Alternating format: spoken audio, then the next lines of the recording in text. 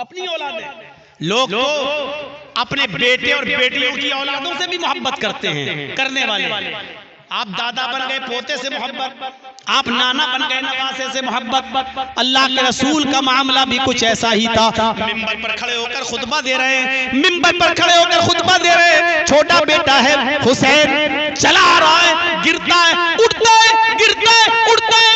आपने अपने नवासे हुसैन को देखा, मिंबर पर खुतबा देना छोड़ दिया, उतरे और भागते हुए गए और अपने बेटे हुसैन को, नवासे हुसैन को उठाया और गोदी में लिया और मिंबर पर बिठा दिया और फिर खड़े होकर खुतबा दिया, फिर खड़े होकर खुतबा दिया। ये मोहब्बत थी अपने बेटी के बेटे से। आप अंदाजा लगाओ अपनी औलाद से कितनी मोहब्बत होगी जब नवासे से मोहब्बत का ये हाल है। एक दिन हजरत हसन को दाहिने कांधे पे बिठाया, एक दिन हजरत हुसैन को बाएं कांधे पे बिठाया। हसन दाएं कांधे पर, हुसैन बाएं कांधे पर, और दोनों को उठाकर अपने कांधे पे बिठा के कहा, अल्लाहुम्मा इन्नी उहिब्बुहुमा फअहिब्बहुमा। ऐ अल्लाह, मोहम्मद तेरा ये नबी इन दोनों से मोहब्बत करता है, तू भी इनसे मोहब्बत कर। ऐ अल्लाह, तेरा ये बंदा मोहम्मद इन दोनों से मोहब्बत करता है, तू भी इनसे मोहब्बत कर। वो अहिब्बा मन युहिब्बुहुमा, और उन सब से मोहब्बत कर जो इन दोनों से मोहब्बत करें। यानी हर उस आदमी से मोहब्बत कर जो हसन और हुसैन से मोहब्बत करे। ये था नवासों से प्यार और मोहब्बत। मेरी माँ बहनें अगर आई हैं और सुन रही हैं तो सुनो, अल्लाह के नबी नमाज पढ़ रहे हैं और आपकी नवासी ज़ैनब की बेटी उमामा खेल रही है और शरारत कर रही है, छोटी बच्ची है। आपने उस बच्ची को, नवासी को उठा लिया और गोद में ले लिया और गोद में लेकर आपने नमाज पढ़ी। और एक नहीं, कई नमाजें आपने अपनी नवासी उमामा को गोद में लेकर पढ़ी। ये इस बात की दलील है कि मेरी माँ और बहनों, ये बहाना नहीं चलेगा कि बच्चों की वजह से नमाज नहीं पढ़ पाते। हमारे बच्चे बड़े शरारती हैं, ये पेशाब कर देते, ये कर देते, ये बहाने नहीं चलेंगे। अल्लाह के रसूल ने नमाज पढ़ी, नवासी शरारत कर रही है तो उसको गोद में ले लिया और नमाज पढ़ी। ये इस बात का इशारा है कि अगर बच्चे शरारती हों तो उनको गोद में लेके नमाज पढ़ो, लेकिन नमाज छोड़ने की इजाजत नहीं है। कयामत तक पैदा होने वाली औरतों को ये बता दिया कि ये बहाने नहीं चलेंगे तुम्हारे कि हम इसकी वजह से नमाज नहीं पढ़ पाते और उसकी वजह से नमाज नहीं पढ़ पाते। एक चीज और, बाप होने की हैसियत से, बेटा होने की हैसियत से किरदार देख लिया। आइए जरा एक किरदार शौहर होने की हैसियत से देख लो। यहाँ जितने बैठे हैं शादीशुदा भी होंगे। मेरे भाइयों, शौहर होने की हैसियत से आपका किरदार क्या था? आपका किरदार क्या प्यार दिया था आपने अपनी बीवियों को? कौन सी मोहब्बत थी? हजरत खदीजा रजी अल्लाह ताला अन्हा से सबसे पहले जो शादी हुई, उन्हीं से सारे बच्चे भी पैदा हुए। और 66 साल की जब वो हुई, अल्लाह के नबी ने उस वक्त 51 साल के थे तो खदीजा छोड़ के चली गई। खदीजा का इंतकाल हो गया। उसके बाद आपने दूसरी शादियां की और बीवियां आपकी आई। एक दिन कुर्बानी का दिन था, बकरीद का दिन था। ऊंट का गोश्त पककर सामने आया, हजरत आयशा बनाकर लाई।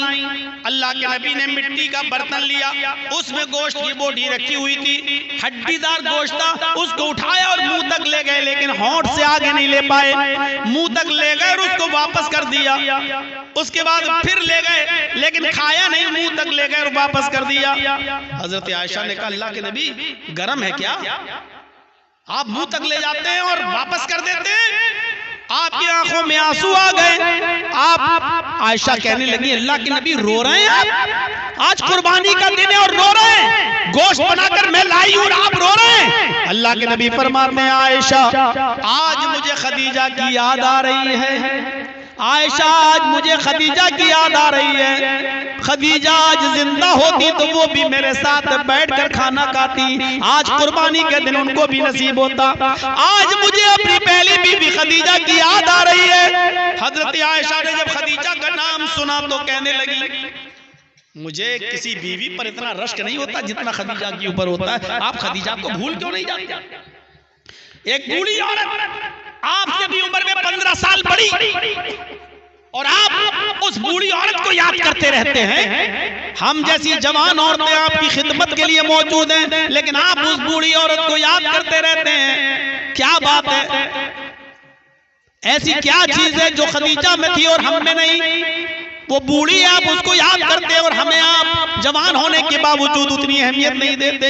आपने डांटते हुए कहा, आयशा खामोश, एक लफ्ज इसके आगे नहीं। खदीजा का मुकाबला करती हो तुम, खदीजा का मुकाबला करती हो। आयशा खदीजा खदीजा थी, आयशा आयशा है। जानना चाहती हो खदीजा में और आयशा में क्या फर्क है? तो सुनो, आयशा जब सारी दुनिया मोहम्मद को झुठला रही थी तो खदीजा अकेले मोहम्मद की तस्दीक कर रही थी। जब सारी दुनिया मोहम्मद को पत्थर से मार मार कर सर फोड़कर खून निकाल रही थी, खदीजा अकेले अपने सर का दुपट्टा, अपने सर की ओढ़नी फाड़ कर मेरे सर से खून साफ कर रही थी। सारी दुनिया मेरा मजाक उड़ा रही थी, खदीजा अकेले मुझे तसल्ली दे रही थी। आयशा तुम खदीजा के मुकाबले में कभी नहीं आ सकती हो। खदीजा खदीजा थी, आयशा आयशा है। सारी दुनिया जब मुझे झुठला रही थी तो खदीजा अकेले मेरी तस्दीक कर रही थी। सारी दुनिया मेरी मुखालिफत में थी, खदीजा अकेले मेरे कांधे से कांधा मिलाकर चल रही थी। आयशा तुम्हारा मकाम है, तुम्हारी ये अहमियत है, लेकिन खदीजा का मकाम अलग है, खदीजा की अहमियत अलग है। उस बूढ़ी औरत को इंतकाल के बाद भी आप नहीं भूल रहे हैं। ये शौहर होने का किरदार से आप नजर हजरत आयशा का भी एक मकाम था। क्या प्यार दिया था अल्लाह के रसूल ने कि हजरत आयशा एक बार सफर में है नबी के साथ। आप जब भी किसी जंग में जाते थे तो अपनी किसी न किसी बीवी को साथ में ले जाते थे, कुरा डालते थे। एक मर्तबा 2 बीवियों को साथ में ले गए और कुरे में 2 बीवियों का नाम कौन आया? एक आयशा और दूसरा हफ्सा। आप दोनों बीवियों को लेके जा रहे हैं। फिर पर्ची डाली कि किसके ऊंट पर हम बैठकर जाएंगे। बीवियां तो दोनों जाएंगी, लेकिन किसके ऊंट पर बैठेंगे? उस कुरे में आयशा का नाम आया। अल्लाह के रसूल आयशा के ऊंट पर बैठे, साथ में दूसरे ऊंट पर हफ्सा भी है और जा रहे हैं। सफर है, थक गया ऊंट तो उसको सस्ताने के लिए रुक गए, खेमा डाल दिया कि थोड़ा सा इन ऊंटों को सस्ता लेने दो, अपनी अपनी जरूरियात से साहबा फारिग हो जाएं। सब इधर उधर हो गए, अल्लाह के नबी भी इधर उधर चले गए। इधर हजरत हफ्सा हजरत आयशा के पास आई और आकर कहने लगी, आयशा तुम्हारा ऊंट कुछ कमजोर है और मेरा ऊंट अच्छा है। अल्लाह के रसूल तुम्हारे साथ बैठते हैं तो तुम मेरा ऊंट ले लो, ये ऊंट थोड़ा अच्छा है, तंदुरुस्त है और अच्छा है, तो तुम मेरा ऊंट ले लो, हमें अपना ऊंट दे दो, मुझे अकेले बैठना है उस ऊंट के ऊपर, इसलिए मेरा अच्छा और तंदुरुस्त ऊंट तुम ले लो और तुम अपना ऊंट मुझे दे दो, क्योंकि मुझे अकेले सफर करना है। हजरत आयशा ने कहा बहुत अच्छी बात। मशवरा हुआ और दोनों ने अपने अपना ऊंट बदल लिया।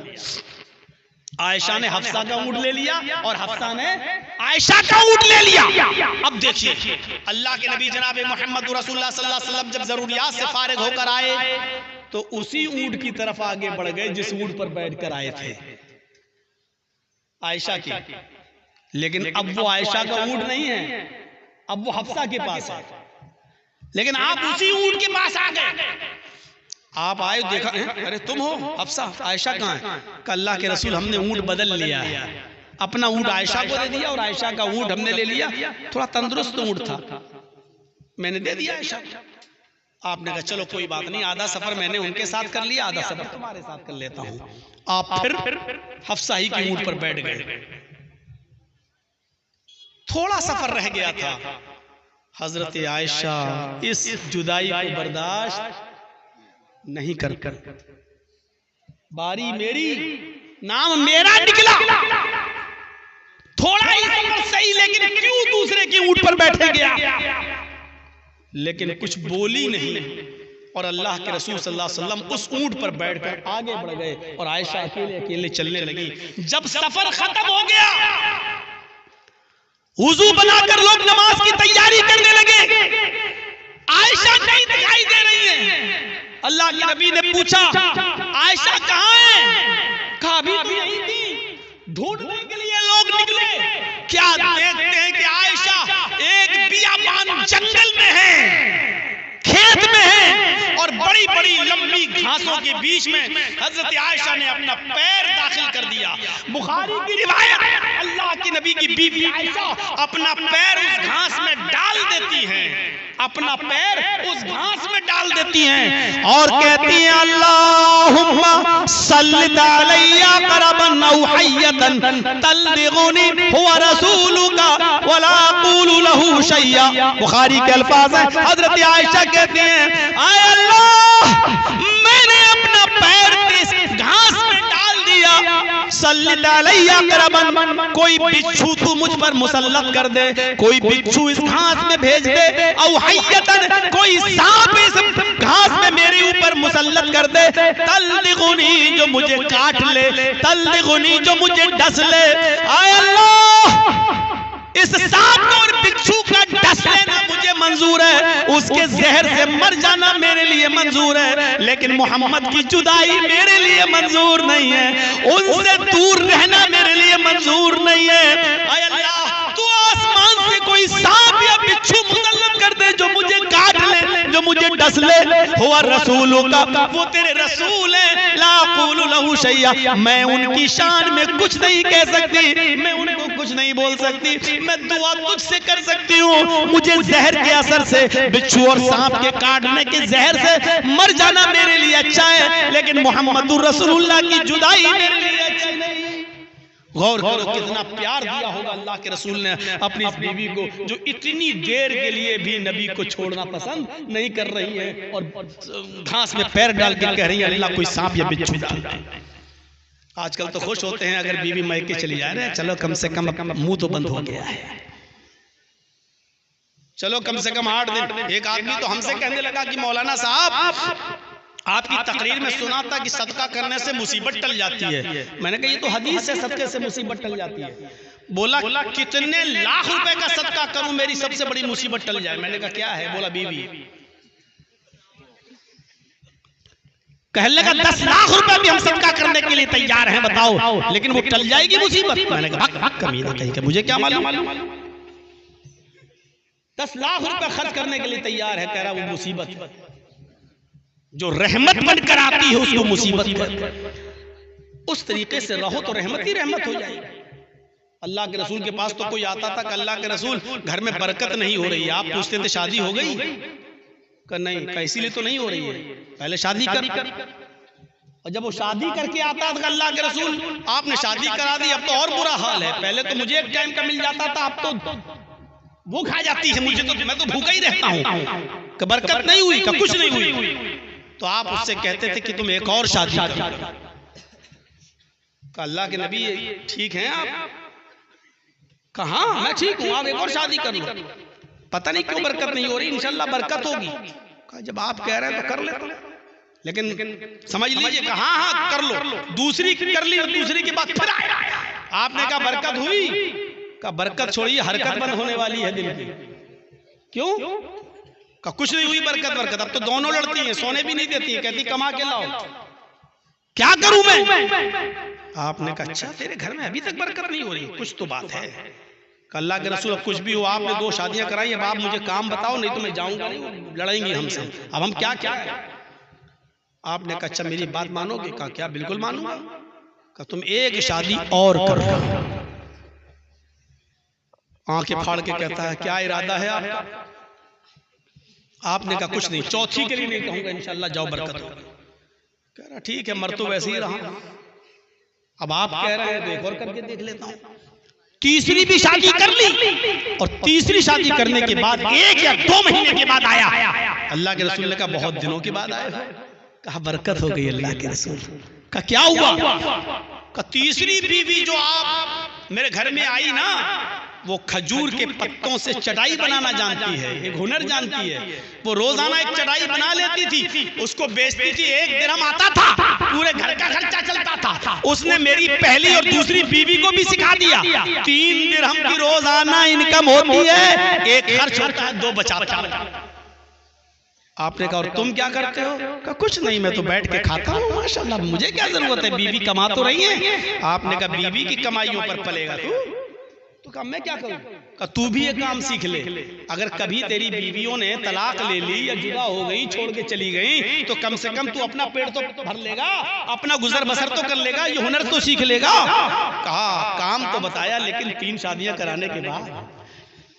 काम तो बता रहे हैं आप, लेकिन 3 शादियों के बाद तो बीवियां तो बरकत लेके आती हैं। हमारे यहाँ बरकतें क्यों नहीं होती हैं? क्योंकि जहेज की डिमांड में इस बरकत को चाट लिया। मोटरसाइकिल, लाखों रुपया, फिर वही बातें हम करेंगे, वो डाकू और चोर वाली जो आपको पसंद नहीं आएंगी, इंटरनेशनल भिखारी वाली जो आपको पसंद नहीं आएंगी। काहिन माना जाता था, उसने ये डिक्लेयर किया, उसने ये फैसला सुनाया, आए हुक्मरानों, तुम्हारे दरबारों में, तुम्हारे ऐवानों में जलने वाले ये चिराग इसलिए बुझ गए कि आज कोई एक ऐसी हस्ती पैदा हुई है, आज कोई एक ऐसी शख्सियत नमूदार हुई है, इस धरती पर आज किसी ऐसी हस्ती ने जन्म लिया है। वो अपने साथ जो रोशनी लेकर आई है, अपने साथ इल्म की जो ज्योति, इल्म की जो रोशनी लेकर आई है, उस रोशनी के होते हुए अब किसी और रोशनी की जरूरत नहीं है। इसलिए हमारे तुम्हारे चिराग, ऐवानों में जलने वाले चिराग बुझ गए। ये सीरतुन नबी में अल्लामा इब्न हिशाम ने नकल किया। ये चिराग इसलिए बुझ गए क्योंकि आज एक ऐसी हस्ती पैदा हो चुकी है, वो जो रोशनी लेके आई है, उस रोशनी के होते हुए अब किसी और रोशनी की जरूरत नहीं। ये पैदाइश थी। मक्के की आबो हवा बड़ी खराब थी।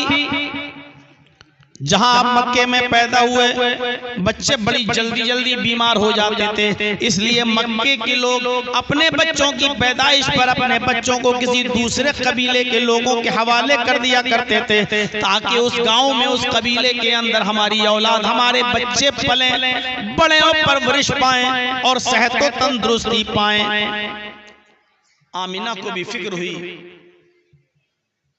कि ये बच्चा अगर मक्के में रहा तो बीमारियां इसको घेर लेंगी, मक्के की आबो हवा ठीक नहीं है, इस बच्चे को भी किसी दूसरे गांव में, दूसरे कबीले में किसी के हवाले कर देना चाहिए। वो इसको पाले पोसे बड़ा करे और फिर हमारे पास दे दे, हम उसको उजरत दे दें, उसकी मजदूरी दे दें। अभी फिक्र दामनगीर थी। इधर कबीले बनु साद से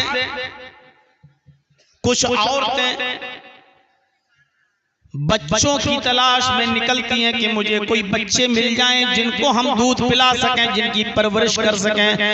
कबीले बनु साद से ये औरतें चली और मक्के की तरफ आ रही हैं। इन्हीं औरतों में एक औरत हलीमा नाम की भी है।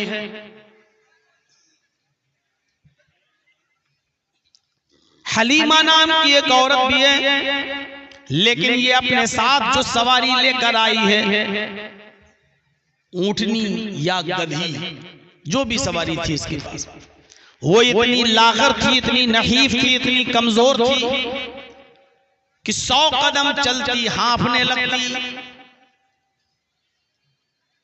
थोड़ा चलती रुक जाती, बार बार सस्ताना पड़ता। और हलीमा की सहेलियां कहने लगी, अरे हलीमा तू कौन सी सवारी लेकर चली है, ये तो मक्का पहुंचते पहुंचते हमें भी बूढ़ा कर देगी। कौन सी सवारी लेके आई है, कितना तेरा इंतजार करेंगे, हमें मक्के भी पहुंचना है, बच्चे भी ढूंढना है। हलीमा कहती है, मेरी सहेलियों, मुझे अपने साथ में लेकर चली हो तो साथ में लेकर चलना, मुझे बीच रास्ते में छोड़ न देना। मैं अकेले कहां भटकूंगी, साथ में आई हूं तो साथ ही में चलूंगी, थोड़ी देर ही सही लेकिन मुझे भी अपने साथ लेकर चलो। 3 दिन का सफर 5 दिन में पूरा होता है। कबीले बनु साद से चलने वाली ये औरतें 3 दिन के बजाय 5 दिन के बाद मक्के में पहुंचती हैं। ऐसी मरियल सवारी थी हलीमा की। और फिर पहुंचने के बाद सब अलग अलग हो जाती हैं, जाओ बच्चे ढूंढो, तलाश करो, और हम लोग सब साथ में ही यहां से फिर चलेंगे अपने गांव, अपने वतन, अपनी बस्ती। आगे आमीना का अपना बयान है। कबीले बनु साद से जो औरतें आई थी, उनमें से कोई औरत ऐसी नहीं थी जो मेरे घर तक ना आई हो। हर औरत मेरे घर तक आई। मेरे बच्चे को देखा, मोहम्मद को, तो देखते ही लट्टू हो गई। इस बच्चे को मैं रखूंगी, इस बच्चे को मैं पालूंगी, इस बच्चे को मैं दूध पिलाऊंगी, इस बच्चे की परवरिश मैं करूंगी। कोई औरत ऐसी नहीं जो ना आई हो। आई और मेरे बच्चे को देखा, उसने मुझसे मेरे बच्चे को छीन लिया।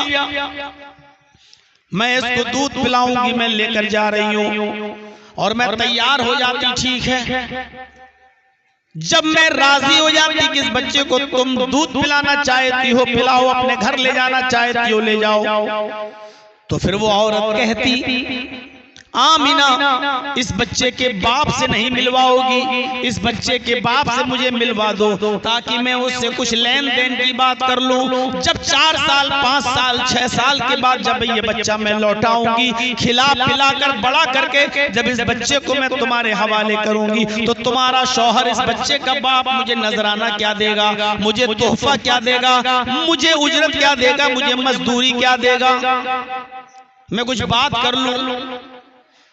आमीना कहती, जब वो मुझसे पूछती इस बच्चे के बाप से मिलवाओ,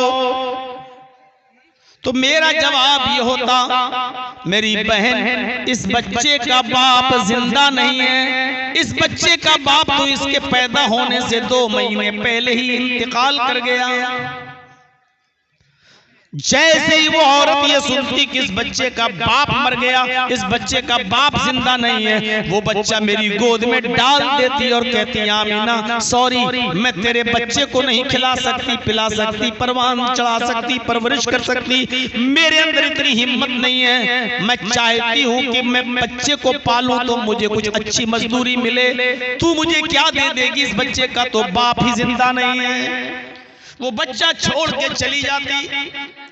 जितनी औरतें कबीले बनु साद से चली, हर एक औरत मेरे पास आई, सबने बच्चा लिया, लेकिन सुना कि इस बच्चे का बाप जिंदा नहीं, छोड़ के चली गई। हलीमा भी मेरे पास आई। हलीमा ने भी इस बच्चे को लपक लिया और जब सुना कि इस बच्चे का बाप जिंदा नहीं, तो हलीमा ने भी बच्चा छोड़ दिया। वो भी मक्के में आगे बढ़ गई। कुदरत देखिए, कबीले बनु साद से जितनी औरतें चली, सबको बच्चे मिल गए दूध पिलाने के लिए मक्के में, लेकिन हलीमा को कोई बच्चा नहीं मिला। भाई आप लोग चुप होंगे या नहीं होंगे, या फिर मैं ही हो जाऊं, रोक दूं अपनी तकरीर। भाई आप अगर इधर शोर करेंगे तो हम और मौलवियों की तरह नहीं है कि हम बोल पाएंगे, हम डिस्टर्ब होते हैं। भाई आवाज नहीं लगाई होगी, बस हो गया, मैं नहीं बोल पाऊंगा ऐसा। जो लोग मोबाइल में वीडियो बना रहे हैं उनके मोबाइल छीनिए आप, ये दूसरे लोगों को डिस्टर्ब करते हैं। पीछे वाले बैठ जाइए आप लोग, शान नहीं घट जाएगी।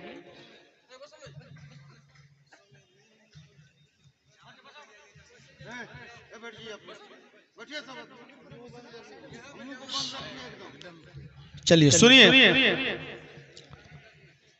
सारी औरतें जो कबीले बनु साद से चली, सबको बच्चे मिल गए, लेकिन हलीमा को कोई बच्चा नहीं मिला। इसको उल्टा भी बोल सकते हो आप।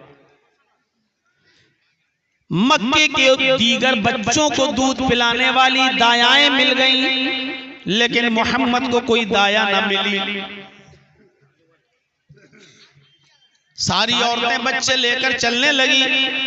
हलीमा ने सोचा कि मुझे कोई बच्चा नहीं मिला, चलो न मिलने से वही बच्चा बेहतर है, उसी बच्चे को ले लेती हूँ। कम से कम मेरी सहेलियां ताने तो नहीं मारेंगी कि खाली हाथ आई और खाली हाथ जा रही है।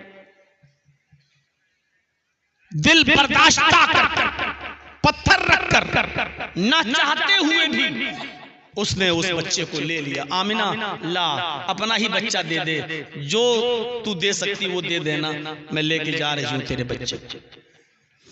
आमिना ने अपने बच्चे को मोहम्मद को हलीमा के हवाले कर दिया। अब जहां सबको पहुंचना था वहां पहुंच गई और वहां से अब ये कबीले बनु साद के लिए चलने लगी। हलीमा मोहम्मद को अपनी गोद में लिए हुए जिस सवारी पर बैठ कर आई थी उसी सवारी पर लेकर बैठ जाती है और चलने लगती है। जैसे इस बच्चे को गोद में लेकर सवारी पर बैठी, यही वो सवारी थी जो रास्ते में थक जाया करती थी। आते वक्त सांस फूलने लगती थी, दम टूटने लगता था, 100 कदम चलती थी, हाँफने लगती थी। लेकिन जब हलीमा इस बच्चे को लेकर बैठी तो ये हवा से बातें कर रही है, रुकने का नाम नहीं ले रही है। सारी सवारियों को पीछे करते हुए आगे बढ़ती जा रही है और पीछे की सारी सहेलियां चीख कर कहती हैं, आए बिन्ते अबू ज़ुऐब जरा रुक जा, आए अबू ज़ुऐब की बेटी जरा ठहर जा, आए अबू ज़ुऐब की बेटी जरा रुक जा, मुझे भी तो अपने पास आ जाने दे, तू क्यों आगे आगे बढ़ रही है? हम तुझे साथ में लेके आए लेकिन तू अकेले अकेले भाग रही है, हमें छोड़ कर क्यों जा रही है? क्या ये तेरी वही सवारी है जिस सवारी पर बैठकर तू आई थी? अब तू ये रुकने का नाम भी नहीं ले रही है। इस सवारी को तूने क्या खिला दिया है, क्या पिला दिया है? हलीमा पीछे मुड़कर देखती है और कहती है, मेरी सहेलियों, अल्लाह की कसम, मैंने इस सवारी को कुछ नहीं खिलाया, कुछ नहीं पिलाया। ये वही सवारी है जिस सवारी पर मैं बैठ कर आई। पता नहीं ये रुकने का नाम क्यों नहीं ले रही है, आगे बढ़ती जा रही है। बाखुदा मुझे तो इस बच्चे में कोई बरकत नजर आती है, बाखुदा मुझे इस बच्चे में कोई करामत नजर आती है। ये था बचपना। आज हमारे बेटों का बचपना और हमारी औलाद का बचपना 5 साल का होता है तो बाप की जेब काटने लगता है। 6-7 साल का हुआ तो बाप का मोबाइल छीनने लगता। बाप को उतने फंक्शन नहीं मालूम जितने 8 साल के बच्चे को मालूम। ये बचपना था, अभी दूध पीते थे। अल्लाह अल्लाह करके ये काफिला बनु साद पहुंच गया।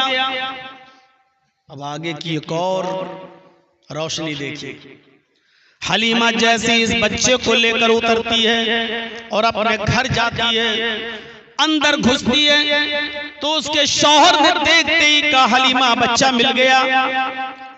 बच्चा तो बड़ा प्यारा है, लेकिन अब इसको खिलाओगी क्या, पिलाओगी क्या? कहा, मेरे पास बकरी का दूध है तो ये बकरी है। हलीमा का शौहर कहता है, हलीमा तेरी बकरी जो दूध देती है वो तेरी बेटी शैमा को नहीं हो पाता है। हलीमा की एक बेटी थी जिसका नाम था शैमा।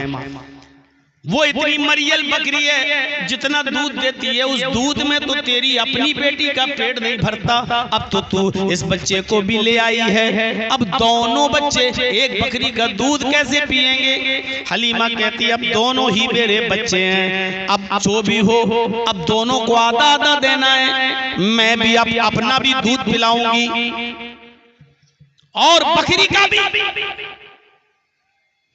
हलीमा ने कहा, मेरे शौहर जरा बर्तन उठा कर दे दो, इस बकरी का दूध दोती हूँ और दोनों बच्चों को पिलाती हूँ, मैं अपनी शैमा को भी और इस मोहम्मद को भी। हलीमा के शौहर ने मुर्दा दिल से बर्तन उठा कर दे दिया, ले अब लाई हो तो पालो। हलीमा आगे बढ़ती है बर्तन लेकर और बकरी के थन में पानी मारती है और बकरी के थन को हाथ लगाकर जब दोहना शुरू करती है तो वो बकरी ऐसे दूध देती है जैसे सावन भादों की बारिश हो रही है। पूरा बर्तन भर गया। हलीमा का शौहर कहता है, आए हलीमा, किस बच्चे को लेकर तू आई है? हलीमा कहती है, मुझे भी पता नहीं, मैं मरियल सवारी पर बैठती हूँ तो वो हवा से बातें करने लगती है। इस बच्चे को लेकर घर में आई हूँ तो बकरी हमारी दूध की बारिश कर देती है। आए मेरे प्यारे शौहर, बाखुदा ये बच्चा ही बाबरकत है, इस बच्चे के अंदर ही मुझे बरकत नजर आती है। बच्चा परवान चढ़ने लगा, धीरे धीरे बड़ा होने लगा। हलीमा की बकरी का भी दूध पीता, हलीमा अपना भी दूध पिलाती। इस बच्चे की उम्र ज़ादुल मआद अल्लामा इब्नुल क़य्यिम की तहक़ीक़ के मुताबिक जब 4 साल हो गई और रहमतुल लिल आलमीन काजी सुलेमान सलमान मंसूरपुरी की किताब उसकी तहक़ीक़ के मुताबिक जब बच्चे की उम्र 6 साल की हो गई तो हलीमा ने उस बच्चे को यानी मोहम्मद को अपनी बेटी शैमा और मोहल्ले के बच्चों के साथ जंगल में बकरियां चराने के लिए भेज दिया।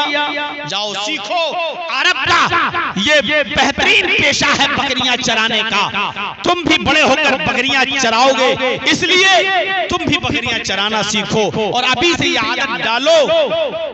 हलीमा की बेटी शैमा और गांव के बच्चे मोहम्मद को हाथ पकड़कर, मोहम्मद इब्ने अब्दुल्ला को हाथ पकड़कर जंगल में ले गए।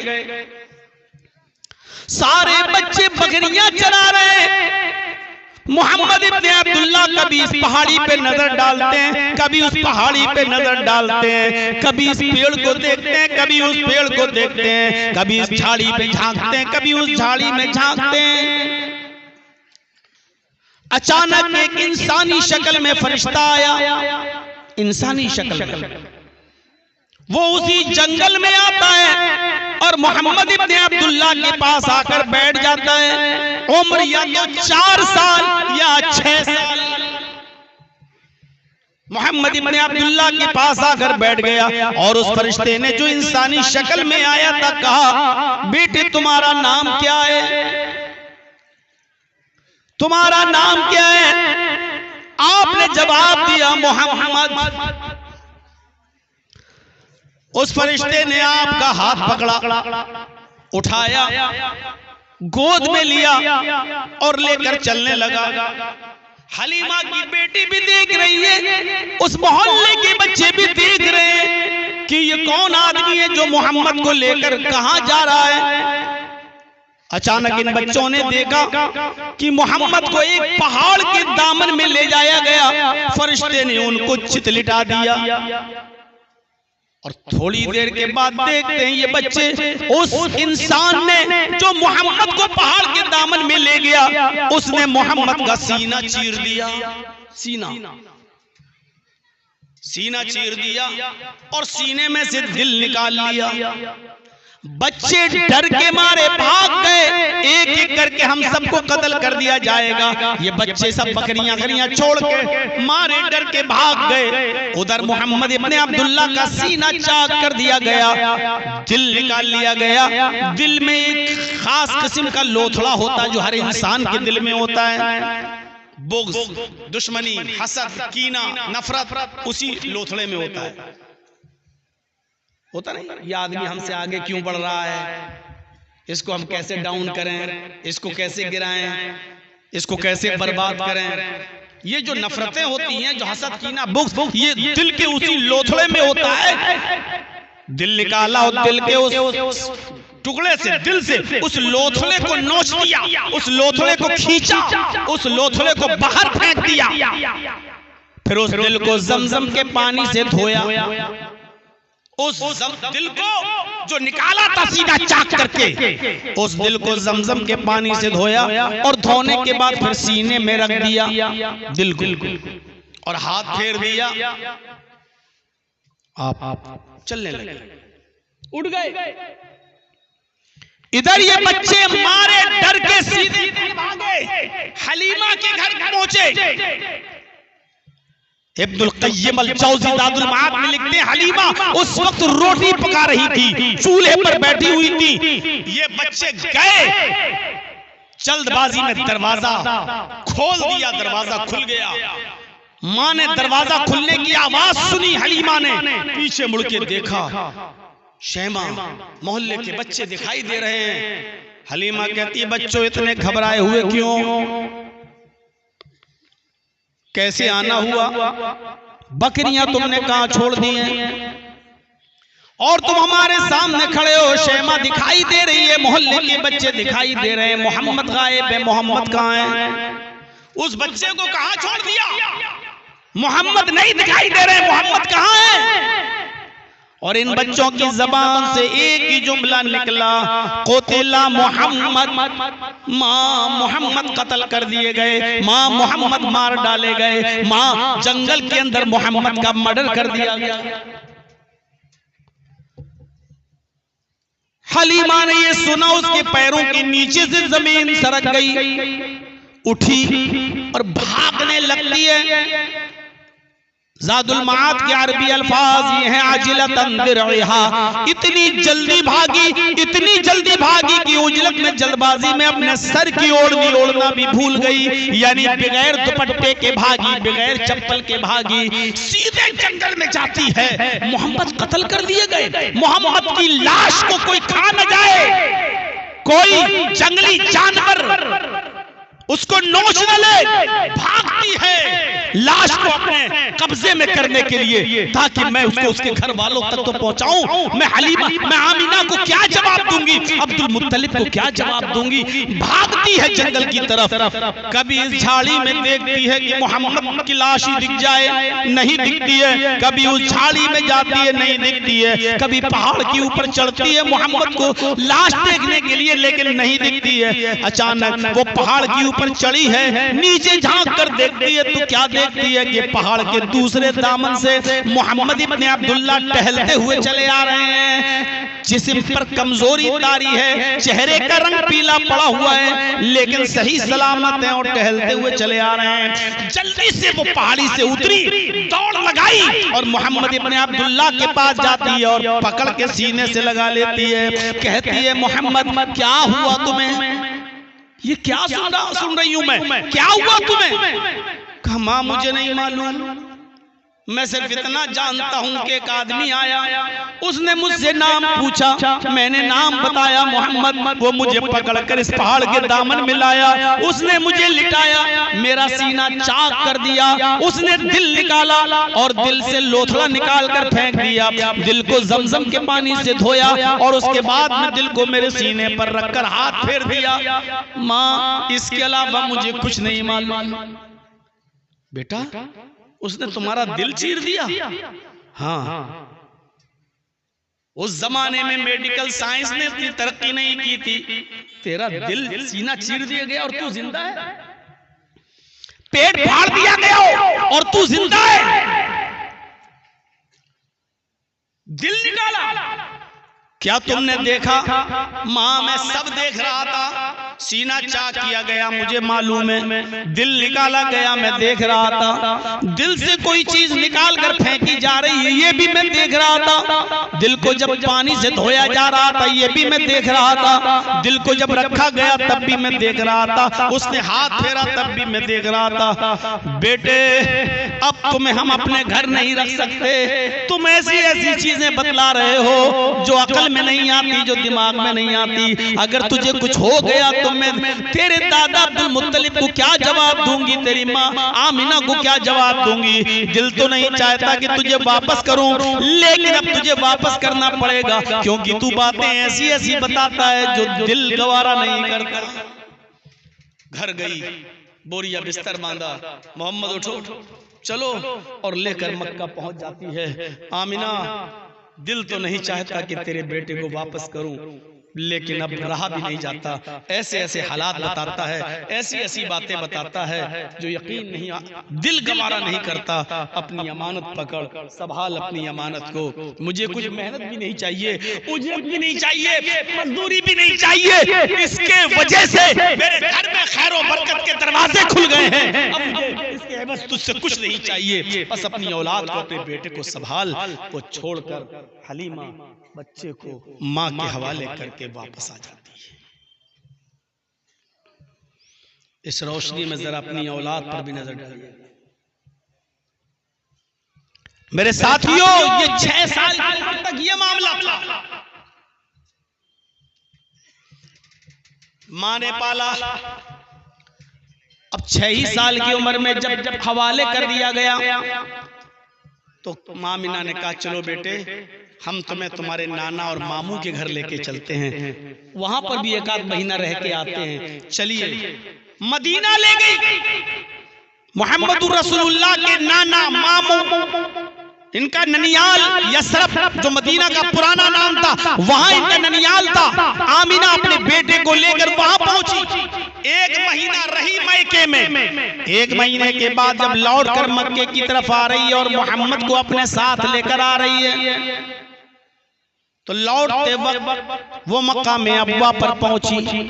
मकाम अबवा, जब मकाम अबवा पर पहुंची जहां मोहम्मदुर रसूलुल्लाह के बाप अब्दुल्ला दफन है, उनकी कब्र है वहां।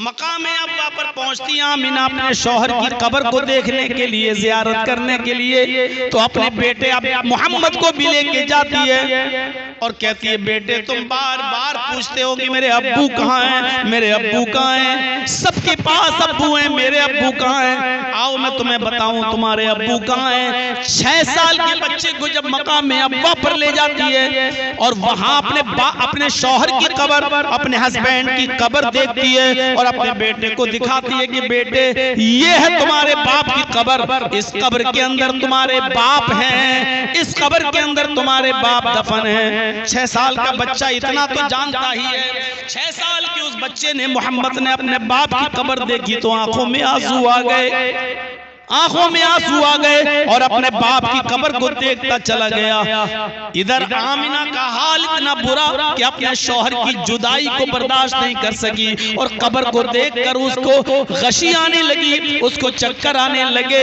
अचानक वो धड़ाम से जमीन पर गिरती है। अपने माँ के जमीन पर गिरने की आवाज को जब मोहम्मद इब्ने अब्दुल्ला ने सुना तो पीछे मुड़ के देखा। जब पीछे मुड़ के देखा तो क्या देखा कि मेरी माँ की भी रूह निकल चुकी है, बाप की कब्र मौजूद। पीछे पलट के देखा तो माँ की भी रूह निकल गई, माँ भी इंतकाल कर गई, माँ भी इस दुनिया से चल बसी। बाप की कब्र को देखकर रोते हुए आपने जब अपनी माँ का चेहरा देखा तो माँ भी मोहम्मद को अकेले छोड़कर चल बसी इस दुनिया से। मोहम्मद के बाप अब्दुल्लाह के पास एक लौंडी थी जिसका नाम था उम्मे ऐमन। वो अब्दुल्लाह के इंतकाल के बाद उम्मे ऐमन आमिना के पास रहती थी और जहां भी आमिना जाती थी उम्मे ऐमन साथ में जाती थी।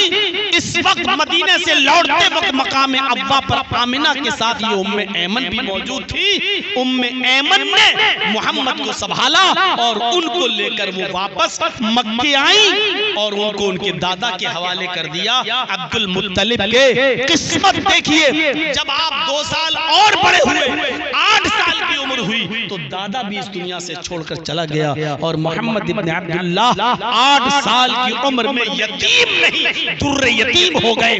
बाप पैदा होते ही बाप को नहीं देखा। 6 साल की उम्र हुई तो माँ भी छोड़ के चली गई और 8 साल की उम्र हुई तो दादा ने भी खैराबाद कह दिया। 8 साल के बाद चाचा ने पाला अबू तालिब ने और परवरिश करते रहे। जब आपकी उम्र 12 साल हो गई तो आपको फिक्र हुई कि मेरा चचा अपने भी बच्चों को पालता है और मुझे भी पालता है, खिलाता पिलाता है। अपने चचा की बिजनेस में मुझे भी इनकी मदद करनी चाहिए। बड़ा दिलचस्प मंजर मेरे भाइयों। एक बार ये 12 साल का बच्चा मोहम्मद अपने चचा से कहता, चचा कहाँ जा रहे हो? फरमाया मुल्क शाम जा रहा हूँ। बेटे मैं बिजनेस करता हूँ, कपड़े का कारोबार करता हूँ, अपना माल शाम में बेचता हूँ, शाम का माल लाता हूँ, मक्के में बेचता हूँ। तुम खेलो कूदो रहो खाओ पियो, मैं जा रहा हूँ। नहीं चचा मुझे भी ये काम सीखना है। आप अब बुढ़ापे की दहलीज पर पहुंच चुके हैं, मुझे भी इस काम को सिखा दीजिए ताकि मैं भी आपकी मदद करूं, मैं भी कुछ मेहनत करूं, मजदूरी करूं। आप कब तक हमें खिलाएंगे पिलाएंगे? हम भी आपके इस काम में आपकी मदद करना चाहते हैं। आप मुल्क शाम जा रहे हैं तो मुझे भी ले चलिए, मुझे भी अपना हुनर सिखलाइए, मुझे भी ये बिजनेस करना सिखलाइए। चचा ने जब ये सुना कि बेटे की भतीजे की तमन्ना है मुल्क शाम जाने की, तो कहा बेटे मुझे कोई एतराज नहीं, चलना चाहते हो तो चलो। कुछ लोगों पर मुश्तमिल ये काफिला जब मुल्क शाम की तरफ जाने लगा और एक जंगल से गुजरने लगा, उस जंगल के अंदर एक गिरजा था, उस जंगल के अंदर एक गिरजा था जिसमें ईसाई राहिब रहता था। उस दिन वो अपने गिरजा से निकलकर ऊपर छत के ऊपर बैठा हुआ था। वो ईसाई गिरजा का ईसाई राहिब छत पर बैठा हुआ था। उसकी नजर इस काफिले पर पड़ी कि कोई काफिला आ रहा है। उसकी नजर छोटे से बच्चे 12 साल के बच्चे पर भी पड़ी और वो राहिब गिरजा का उस बच्चे को देखता ही चला गया, देखता ही रह गया। उसकी नजर काफिले के लोगों पर नहीं, उसकी नजर 12 साल के मोहम्मद इब्न अब्दुल्लाह के ऊपर थी। थोड़ी देर के बाद उसने देखा कि गिरजा के पास वो काफिला आया और रुक गया। उसने अपनी चादर बिछाई और बैठ गया। अपने साथ जो सत्तू वत्तू लाए थे वो खाने पीने लगा। तो बुहैरा चल के आता है, उसका लक़ब बुहैरा था। वो बुहैरा चल के आता है और काफिले से कहता है कि तुम्हारा अमीर सरदार कौन है? लोगों ने बताया अबू तालिब। कहा अबू तालिब आज तुम लोगों की दावत में अपने पास करना चाहता हूँ, क्या दोपहर का खाना तुम हमारे साथ खाओगे? ये सब भूखे तो थे ही। कहने लगे बिल्कुल, अगर आप हमें दावत देंगे तो हम आपकी दावत कबूल कर लेते हैं। कहा ठीक है। बुहैरा ने उस राहिब ने जल्दी से खाना बनवाया और तैयार कराया और फिर बुलावा भेजा कि चलो खाना बनकर तैयार हो चुका है। जब खाना बनकर तैयार हो गया और ये सब लोग खाने के लिए पहुंचे तो अबू तालिब ने अपने भतीजे मोहम्मद को वहीं छोड़ दिया सामान के पास। बेटे तुम यहीं रहो, हम खाना खा के जब लौटेंगे तो तुम्हारा खाना वहां से लेते आएंगे। ये काफिला जब गिरजा में घुसता है और दस्तरखान पर बैठता है तो बुहैरा ने कहा तुम लोग खाना खाने आ गए हो, बच्चे को छोड़ दिया है, बच्चा कहाँ है? अबू तालिब ने कहा वो हमारे सामान के पास बैठा हुआ है, निगरानी कर रहा है, हम खाना खाने के बाद उस बच्चे का भी खाना ले जाएंगे। बुहैरा ने कहा अबू तालिब ये दावत तो उसी बच्चे की वजह से मैंने की है और तुमने उसी को वहां बिठा दिया। तुम्हारी वजह से थोड़ी दावत की है, यहां से तो हजारों लोग रोज गुजरते हैं। ये दावत मैंने उसी बच्चे की वजह से की है। जाओ उस बच्चे को भी लेकर आओ। अबू तालिब गए और उस बच्चे को भी लेकर गए कि चलो मोहम्मद तुम भी साथ में खाना खा लो। जैसे गिरजा में घुसते मोहम्मद इब्न अब्दुल्लाह बुहैरा उसी को देखता जा रहा है, बार बार खाना भी खिलाता जा रहा है और बार बार वो मोहम्मद की तरफ नजर भी डालता जा रहा है। मौलाना सफीउर रहमान साहब मुबारकपुरी रहमतुल्लाह अलैह की किताब अगर आप पढ़ेंगे रहीकुल मखतूम तो उन्होंने उस बुहैरा का नाम भी उसमें नकल किया है कि उसका नाम जर्जीस था। अब मुझे पता चला कि मेरे बाप ने कहां से ढूंढ के नाम निकाला था। जब तक मौलवियत पूरी पढ़ नहीं ली यकीन नहीं आ रहा था ये जर्जीस। लोग कहते थे कौन सा नाम है जर्जीस? शुरू में तो किसी पे आता ही नहीं था। कोई जगदीश कहता था, कोई जगदीप कहता था, कोई कुछ कहता था। शेख सफीउर रहमान साहब मुबारक पूरी रहमतुल्लाह अलैह की किताब बहुत मुहक्किकाना जो आलमी राब्ता आलम इस्लामी के मुकाबले में अव्वल नंबर पे आई, पहली पोजीशन, उसमें लिखा उस बुहैरा का नाम जर्जीस था। उस बुहैरा ने बार बार मोहम्मद को देखा और खाना न खिलाने के बाद सारे काफिले के लोगों से कहा कि तुम लोग बाहर जाओ, आया अबू तालिब तुम यहाँ रुक जाओ, तुमसे कुछ गुफ्तगू करनी है। अबू तालिब कहते हैं कि पता नहीं क्या मुझसे गुफ्तगू करेंगे, खाना सबको खिलाया, गुफ्तगू सिर्फ मुझसे अकेले। सारे लोग बाहर चले गए। उस बुहैरा ने कहा अबू तालिब सही बताओगे जो मैं तुमसे पूछूं? कहा बिल्कुल बताइए। इतना बता दो कि ये बच्चा किसका है। अबू तालिब ने मोहम्मद को देखा और मुस्कुराते हुए कहा इसमें पूछने की क्या बात है, ये तो मेरा बेटा है। भाई किसी का बाप इंतकाल कर जाए तो चचा ही फिर बाप के दर्जे में होता है, और इसलिए भी कि मेरे भतीजे को इस बात का एहसास न हो क्या मुझे कोई बेटा कहने वाला नहीं है, उसके सामने कहा ये तो मेरा बेटा है। बुहैरा कहता है अबू तालिब अब तुम झूठ बोल रहे हो। बुहैरा ने कहा अबू तालिब अब तुम झूठ बोल रहे हो। अबू तालिब ने कहा बेटा मेरा है, तुम कौन होते हो कहने वाले कि मैं झूठ बोल रहा हूं, तुम कैसे कह सकते हो। कहा ठीक है अब इस बच्चे को लेकर जाओ। अबू तालिब ने मोहम्मद की उंगली पकड़ी और कहा चलो बेटे। जैसी हाथ पकड़ा और दरवाजे तक लेके गए, बुहैरा कहता अबू तालिब अगर मैं झूठ नहीं बोल रहा हूं तो सच ये है कि ये बच्चा तुम्हारा नहीं है, और सच ये है कि इस बच्चे का बाप भी इस दुनिया में मौजूद नहीं है, और इससे भी बड़ा सच ये है कि इस बच्चे के पैदा होने से 2 महीने पहले ही इसका बाप इस दुनिया से जा चुका है, गुजर चुका है। अगर ये मैं झूठ बोल रहा हूं तो मेरी तरफ पलट के मत देखना, और अगर सच हो तो मेरी आंखों में आंखें डाल कर देख लेना। ये सच्चाई सुनकर अबू तालिब दंग रह गए और आंखों में आंखें डाली। बुहैरा करीब आए भागते हुए, बुहैरा ये तुम्हें कैसे मालूम, ये तुम्हें कैसे मालूम? मैं तो इस बच्चे के सामने कभी नहीं कहता हूं कि तुम मेरे बेटे नहीं हो, मैं इसको बेटा कहता हूं, इसको तकलीफ ना हो इसलिए मैंने इसको बेटा बताया है। तुम कैसे जानते हो? कहा मैं इससे भी बड़ी बात जानता हूं। कहा क्या? अबू तालिब मेरी बात मान लो। कहा बोलो क्या कहना चाहते हो। कहा इस बच्चे को यहां से मुल्क के शाम के अंदर मत ले जाओ, यहीं से वापस कर दो मक्के में जहां से तुम आ रहे हो। कहा क्यों? कहा मुल्क के शाम में सब यहूदी हैं, जिस तरह मैंने इस बच्चे को पहचान लिया, अगर उन यहूदियों ने भी इस बच्चे को इसकी खूबियों से पहचान लिया तो इसको कत्ल कर डालेंगे, इसको मार डालेंगे। अबू तालिब ने कहा कि ये बात खुल के बताओ, क्यों, क्या देखा? बुहैरा मोहम्मद के पास आकर बैठ गया और हाथ पकड़कर चूमने लगा मोहम्मद का, 12 साल के बच्चे का, और कहा अबू तालिब हाजा सैयदुल आलमीन, हाजा रहमतुल लिल आलमीन, ये सैयदुल आलमीन है, अल्लाह इनको रहमतुल लिल आलमीन बनाकर भेजेगा, अल्लाह इनको पैगंबर बनाकर भेजेगा। मेरी किताबों में आखिरी नबी की जो पेशीन गोइयां हैं, भविष्यवाणियां हैं, वो सब इस बच्चे के अंदर पाई जा रही हैं। आए अबू तालिब मैं गिरजा के ऊपर छत पर बैठा हुआ था, जब आपका काफिला आ रहा था, मैंने देखा कि ये पेड़, ये पौधे, ये पहाड़, ये पत्थर सब इस बच्चे के सामने झुके जा रहे हैं, सब डालियां इसके सामने झुकी जा रही हैं, और ये सारी चीजें उसी के सामने झुकती हैं जिसको अल्लाह पैगंबर बनाता है, जिसको अल्लाह नबी बनाता है। मैंने तो पहचान लिया है, अगर मुल्क के शाम के यहूदी पहचान गए तो इस बच्चे को कत्ल कर डालेंगे, इस बच्चे को मार डालेंगे। आप इस बच्चे को फौरन यहीं से वापस मक्के में पहुंचवा दो।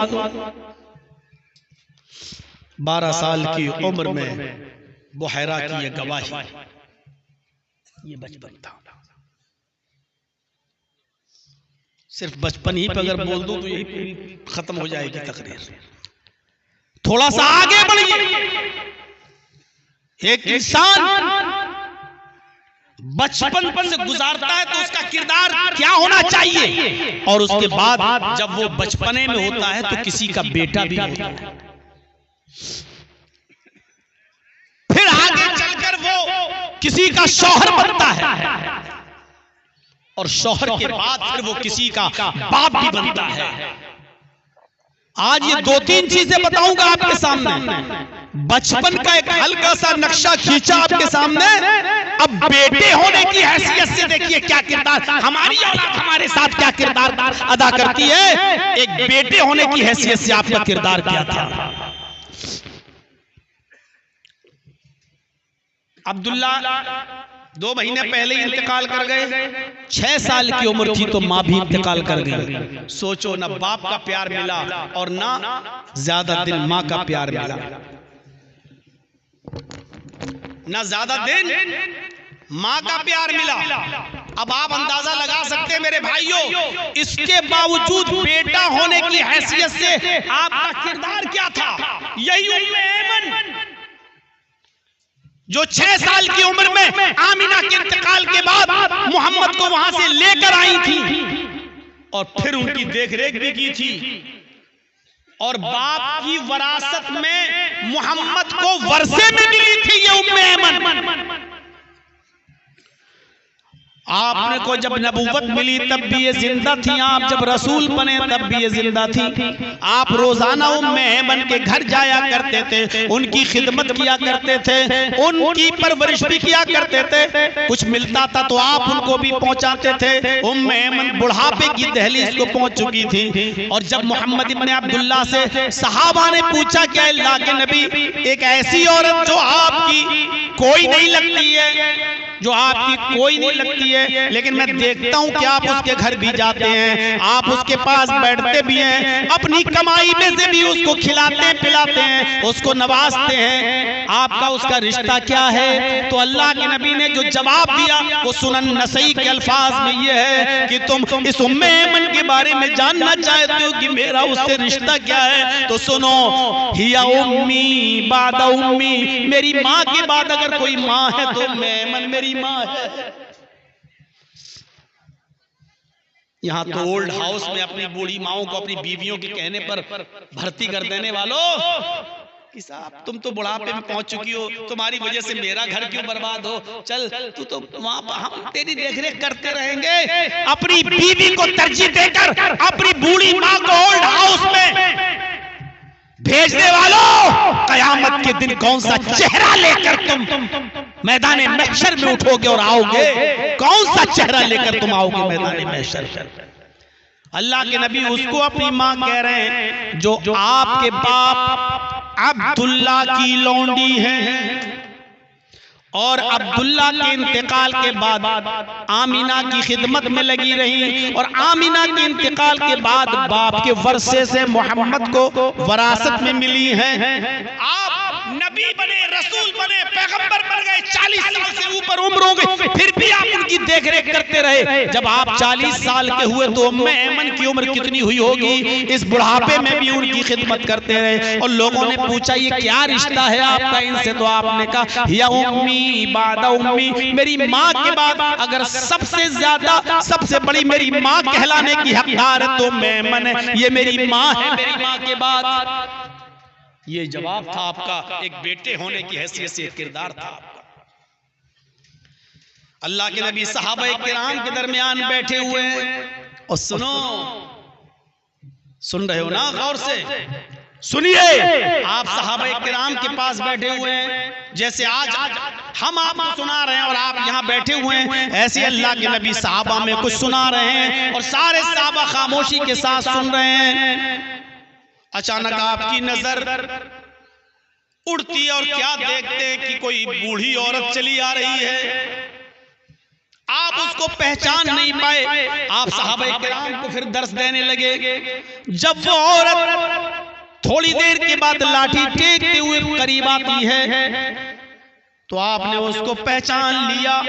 सहाबा को खिताब करना, दर्स करना, समझाना छोड़ दिया, उठे और दौड़ते हुए गए, बूढ़ी औरत को पकड़ा, पकड़ के लाए और अपने करीब किया, और जो चादर अपने लिए बिछाई थी उस चादर को उठाया और झाड़ा, और उस चादर को आपने बिछा दिया और कहा बैठ जाओ। उस चादर पर आपने उस बूढ़ी औरत को बिठाया। सहाबा किराम ये मंजर देखकर कहते हैं, अय अल्लाह के नबी, ये कौन है जिसके लिए आप उठे, जिसके लिए आप दौड़े, जिसको पकड़ के लाए, जिसको आपने अपने सीने से लगाया, जिसके लिए आपने अपनी चादर बिछाई और जिस पर आप अपने बैठने से पहले आपने इस बूढ़ी औरत को बिठाया।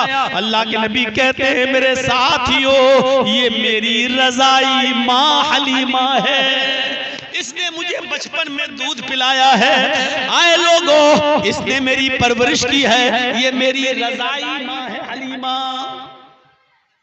ये उस माँ के साथ मोहम्मद रसूलुल्लाह का किरदार है जो आपकी सगी माँ नहीं है। सोचो अगर आपकी सगी माँ जिंदा होती तो अल्लाह के रसूल का उनके साथ क्या सुलूक होता। ये उस औरत के साथ सुलूक है जिसने सिर्फ अपना दूध पिलाया है, पैदा नहीं किया, उसके साथ ये हुस्न सुलूक है। और सगी माँ होती तो आपका हुस्न सुलूक क्या होता।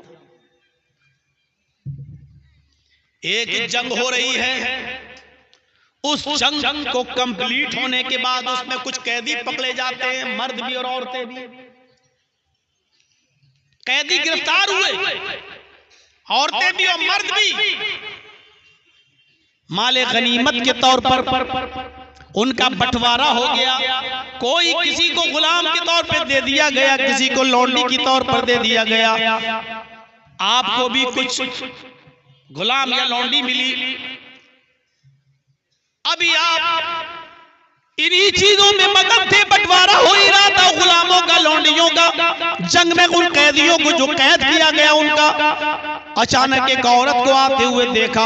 आप पहचान गए कि ये हलीमा आ रही हैं, कबीले बनु साद से हैं। आई और कहने लगी, मोहम्मद कहाँ है? आपने फरमाया, माँ मैं यहाँ हूँ, बोलो जल्दी क्या बात है? फरमाया, बेटे ये क्या किया? कहा क्या हुआ?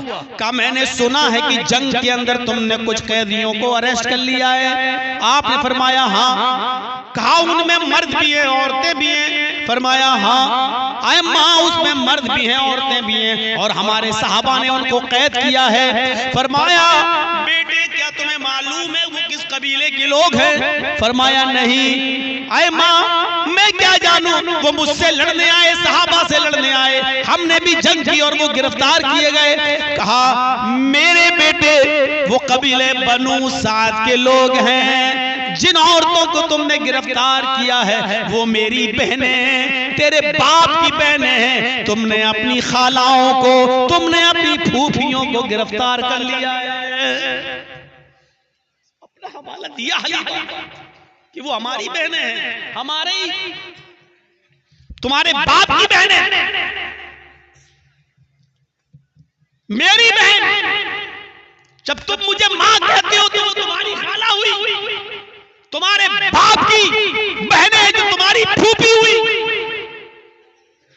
भतीजे तुमने अपनी खालाओं को और अपनी फूफियों को गिरफ्तार कर लिया है। अगर तुम मुझे माँ कहते हो तो मेरी गुजारिश है कि इनको छोड़ दो। आपने फरमाया, माँ रुको, तुम्हारा एहसान है मेरे ऊपर। आपके हिस्से में जितने भी कैदी आए थे, आपको जो मिले थे, और कुरैश को जितने भी कैदी मिले थे, आपने अपने और अपने खानदान के हिस्से के कैदियों को छोड़ दिया। माँ ये मेरे हिस्से के, मैंने इनको छोड़ दिया, अभी थोड़ा सा रुक जाओ।